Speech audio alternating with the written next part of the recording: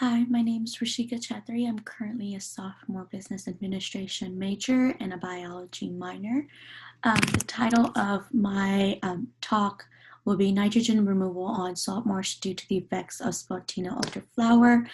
I chose to do this topic because I'm really intrigued about invasive species and its effect in our environment and our ecosystem, and what they may lead to in our economical stance as well.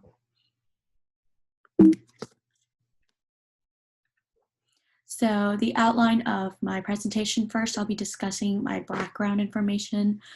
So I'll be going over some background information on invasive species, native species, salt marshes, and the types and what the processes are of nitrogen removal. Then I'll be leading into our research, and in our research first I'll be introducing what the journal information is, so what the study was, the sites and the methods that they used, the sample process, how they were able to do the sampling and collect the data. Then I'll be discussing the figures that they were able to come up with and summarize the entire figures and get the data summary. Then we'll end off by taking away a couple key points from the presentation. So, natural and invasive species and its background. Well, a natural and native species is something that's found in that region, in that environment, and its origin is also from that environment. So nothing out of the ordinary stands out. It's part of that ecosystem. Whereas an invasive species is a plant or animal that's from another region in the world that doesn't belong in the new environment that it is introduced to. It can also cause some ecological or economical harm in a new environment where it's not native. Invasive species are usually brought over for personal gain, so whether it's economical or self-gain, self-benefit gain, it's always done for someone's self-interest. Some examples of invasive species are the English ivy, which was introduced by European colonists back when America was first discovered, and it was added in as some ground cover because it was pretty, like, it was all covered in dirt, and then the ivy was meant to have some greenery and add some greenery to the ground. However, now it is one of the worst spread invasive species in the United States. It finds like cover trees and like kind of resist and block out the lights that the tree are able to get, which can lead them to slowly die. Another example of an invasive species is kudzu. It was introduced by Japan to be used as like a little decorative piece in our household and forage crops, where now it's kind of been taking over, and it smothers plants and kills trees by adding immense weight and kind of blocking out the light, again like English ivy, and kind of toppling them over. I have added a picture of kudzu invading an ecosystem on the left. As you can see, it's covered everything from head to toe. There's no way that the trees can get light, and it basically kills off the trees. In this presentation specifically, I'll be talking about the invasive species Spartina ultraflower. Its origin is the Atlantic, Gulf of Mexico coastlines, but now it's spread throughout the coastal regions of the entire world. It was intentionally introduced to China, the region that I'll be focusing on, in about 2001, and since then it's kind of distributed throughout the ecosystem and has been competing with the native plants in that region. So the Spartina ultraflower has a higher root biomass than the native species within a 100 centimeter profile, so which kind of increases the carbon input to the surface and the deep soil, and kind of enhances oxygen transport in that soil.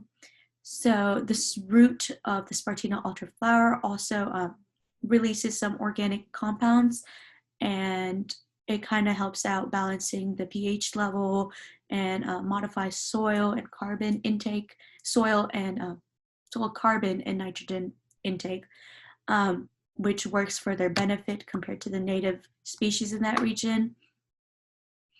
So the efficiency of nitrogen removal.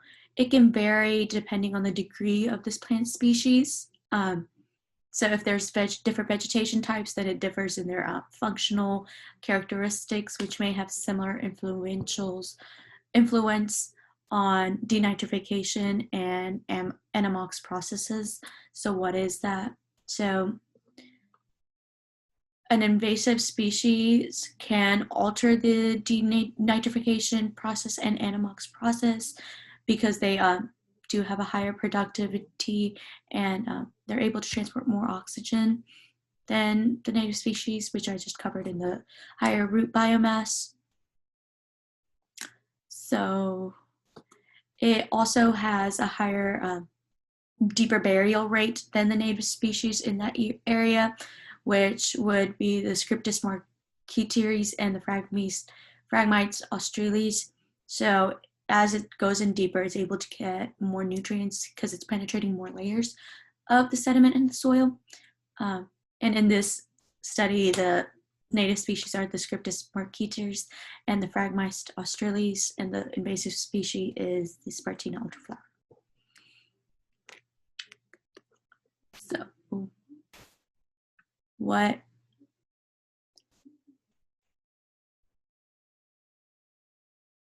here? So what is a salt marsh and what are the processes of nitrogen removal? So salt marshes, what they do is they're the most productive wetlands, and they provide the most diverse system of ecosystem services in the entire world.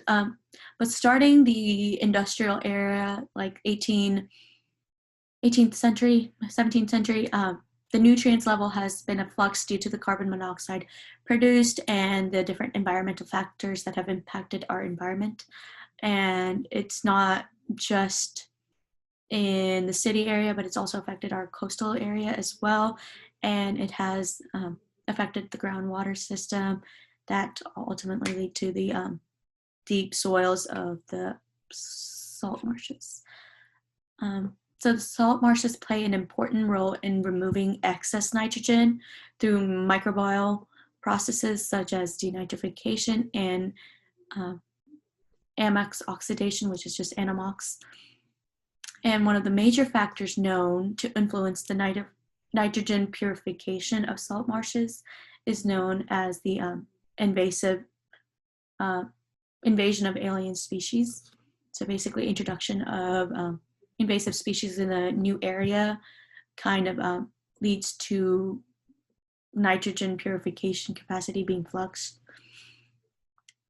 So some major types of nitrogen removal in salt marshes are the microbial nitrogen transformation, plant uptake, and sediment storage. So bacterial nitrogen removal is done through denitrification and NMOX, which are natural processes, and they totally remove nitrogen out of the soil, and they account for about, I think, 70 to 80% of the total nitrogen that's removed. Plant uptake, which is just how much a plant can take all at once, account for about 7 to 10% of the total nitrogen removed. However, that nitrogen is reintroduced. It's not completely taken out of the cycle, and it'll be totally removed through the first step that I described, the denitrification and NMOX. Soil nitrogen is the third major type of nitrogen removal, which is basically sediments that account for about less than 10%. So it's just stored within the soil and how much it's impacted in there. NMOX, what's the difference between NMOX and denitrification is that NMOX is a reaction that converts nitrates into nitrogen gas under the conditions that they are presented by the NMOX bacteria, whereas denitrification is the process of reducing nitrate to nitrogen gas by like the bacteria, the denitrifying bacteria. I was really intrigued about this study specifically because in the past studies, they only looked at the upper level of the soil to account for the nitrogen, whereas in this study, they go down to 100 centimeters in the soil depth because that's where carbon sinks are more predominantly found. Uh, Hence, like you're able to get a better evaluation of the purification of the salt marshes in that. Why does nitrogen levels matter? Why should we even care about them? You may be wondering that. So basically, if nitrogen levels exceed and the input is tremendous, without being regularly uptaking and keeping up with it and keeping it in check, it poses a serious threats to our ecosystem with eutrophication and shifts in predominant primary producer. It also helps growth with harmful algae blooms and harmful plant growth. And it also has serious effects on human economical consequences, so human health as well, and our environment and our not our environment, our economical stance as well. And if we don't keep the nutrients in check, it'll also lead to a nitrogen loss, so not nitrogen, salt marsh loss. So the salt marsh might not be present within the future. So I chose a study called The Effects of Exotic Spartina Alterflower on Salt Marsh Nitrogen Removal in the Yangtze River Estuary in China. So it was conducted specifically on the Kunming Island, which is located in the Yangtze River. We'll see it in the next slide. It's the third largest island in China, but it's the largest alluvial island in the entire world. And the climate of that is a subtropical monsoon with very, very hot, wet summer and cold, dry winter. So we'll look at the image right here. So on the left, it basically shows China in relevance to the Asia. Specifically, the arrow leads down to the Kunming Island. And then on that, there's another arrow leading to the left, which is the sampling area. So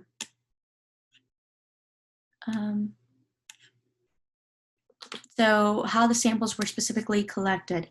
So it was divided into 4 locations: the bare mudflat, the S. marquita marshland, which is initialed and abbreviated as SM, the Spartina alterflower marshland, which is abbreviated as SA, and the Phragmites australis marshland, which is abbreviated with PA. And you can see that they're located 0 meters,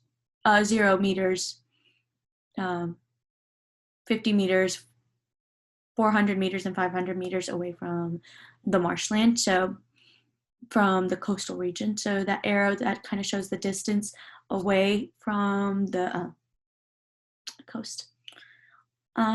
It was repeated about 4 times to get a better study and a better data collection. Each habitat is established by 10 meters to 10 meters, and you can see that down there below, right over here.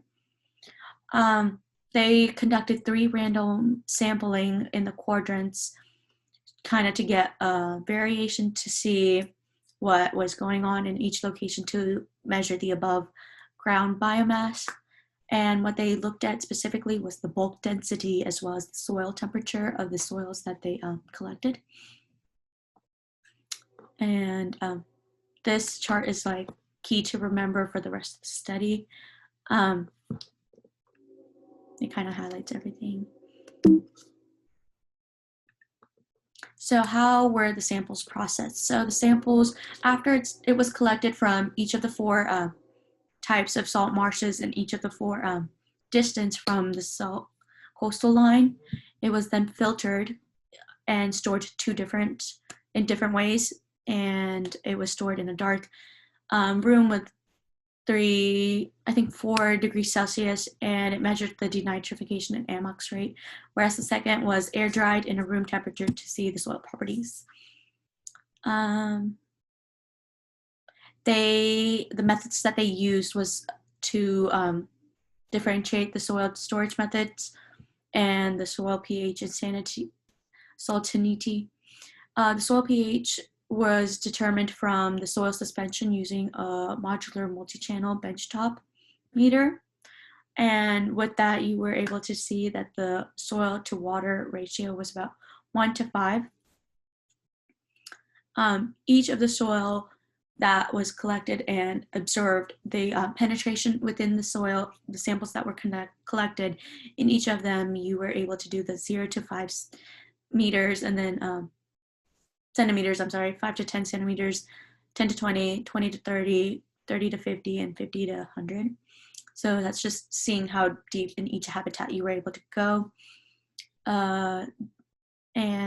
The values of total carbon and nitrogen was observed through a complex analyzation, as well as the analyses was found by using two-way ANOVA process, post hoc experiments analysis.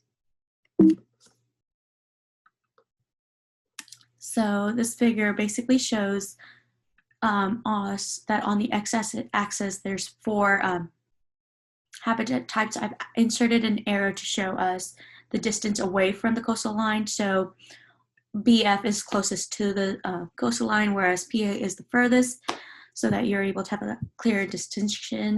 The x-axis has the relative contribution of denitrification, ammox, nitrogen removal, and how much it's contributed through that.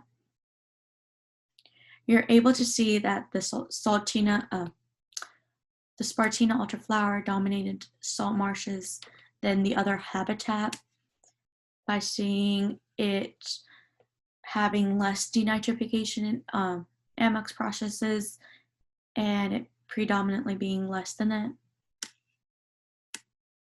So with less nitrogen removal, it's having deeper burial and it's kind of bad for the environment. The bare mudflat shows the lowest relative contributions to the denitrification removal process, with it being all the way down here, whereas the others are kind of significantly higher. That's the blue bar line that we're looking at. However, in contradiction to that, the ammox of nitrogen removal in SA, which is 5% higher than the increased in the others. So Spartina ultraflower right over here, the difference between the native species and that invasive species, that there's a 5% difference.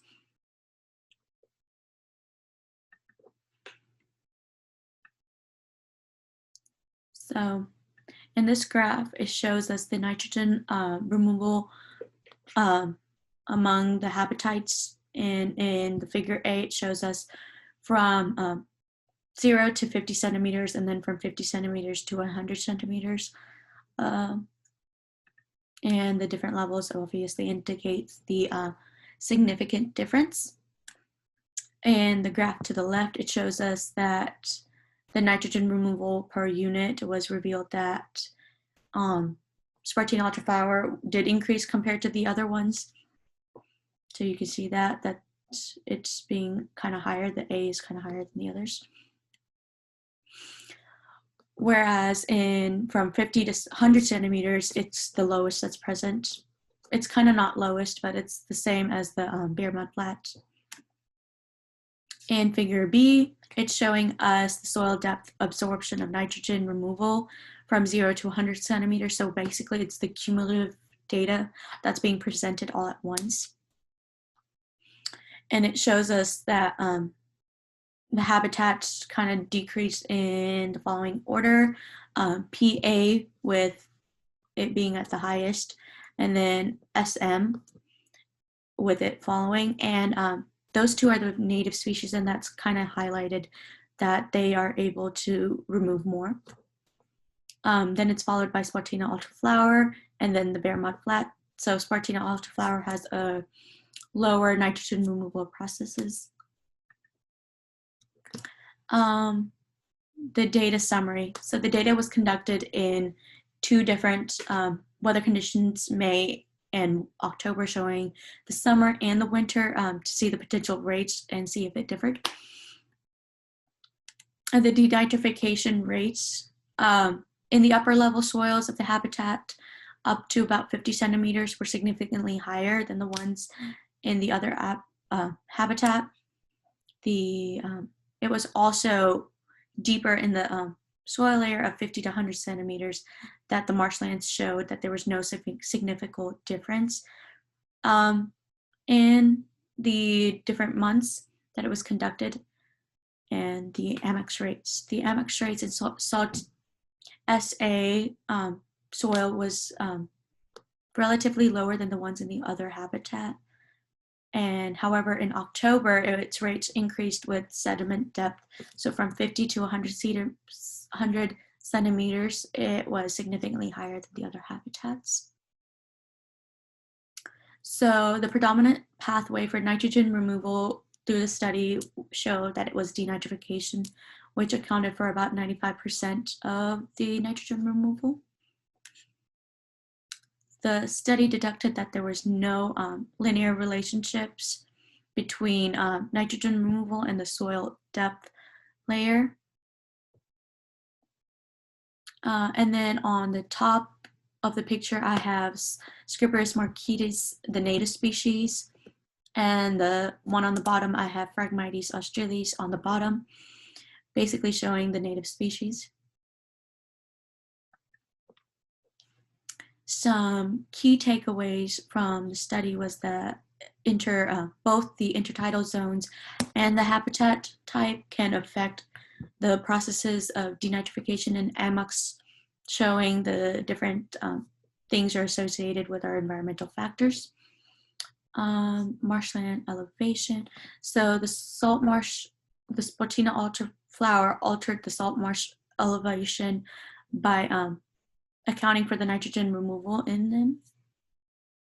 So the study indicated that SA did not particularly affect in terms of enhancing the nitrogen removal in salt marshes. However, it's kind of in contrary to all the other research that's been occurring with Spartina flower, because it shows that it does have an effect on nitrogen, whereas in this study they found no relationship to it. And both denitrification and Ammonox bacteria, they are suspected to change the pH levels, which kind of help out with the soil absorption and soil sediment storage of said nitrogen and carbon fluxes. Thank you so much. These are my references.